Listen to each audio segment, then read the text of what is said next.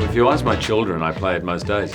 Neil just gave me such freedom to go there, to ad-lib, to come up with choices. The look was his idea, actually. He sent me pictures, but sometimes I would say to Neil, I said, man, this is so much fun. Are we having too much fun? Like, he really was bold in the choices, but yeah, playing with that guy is fun. Yeah, and I said to Neil, we were emailing back and forward, and I said, I see him as the guy in the office who thinks everyone likes him, but no one does. But they're all a little bit scared of him, so they just don't tell him. And so he's been living there for, I don't know, working there for I don't know how many years, under the impression he's the man. And so he came back with this picture of, it's exactly the look I have in the film. The shorts, the long socks, the mullet, the blonde tips, the whole thing. And I immediately went, yes.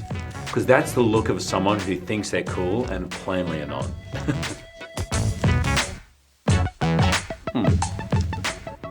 Good question. Probably, yeah, I'd say it'd have to be Wolverine.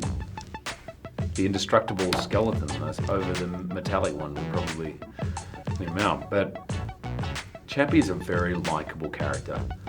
I think what I love about this movie is often you think of the future, robots, it's the end of mankind, they're going to destroy us all, but actually the character you relate to more than any of them is Chappie. He's like very innocent, childlike, maybe the most human character of all. My son will probably watch Chappie. My daughter's a bit too young, I think, but my son will watch it, I think. He usually watches it later, and then often doesn't tell me he's watched it. My wife saw it, and she's not a science fiction fan, and she really liked it. She was quite emotional at the end of it.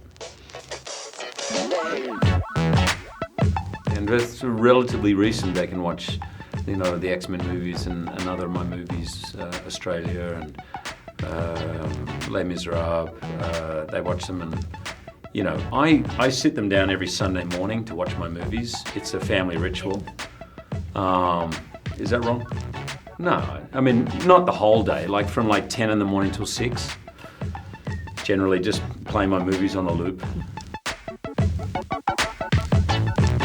It doesn't scare me at all, no, because if we can create consciousness and recreate it, then someone, at least one person on the planet, understands the questions we've been asking for eternity of who are we, where do we come from, is there a God, what is God, who created us, what's our position in the world, the universe. Someone's got to understand that, and I certainly would like to ask them for some of those answers.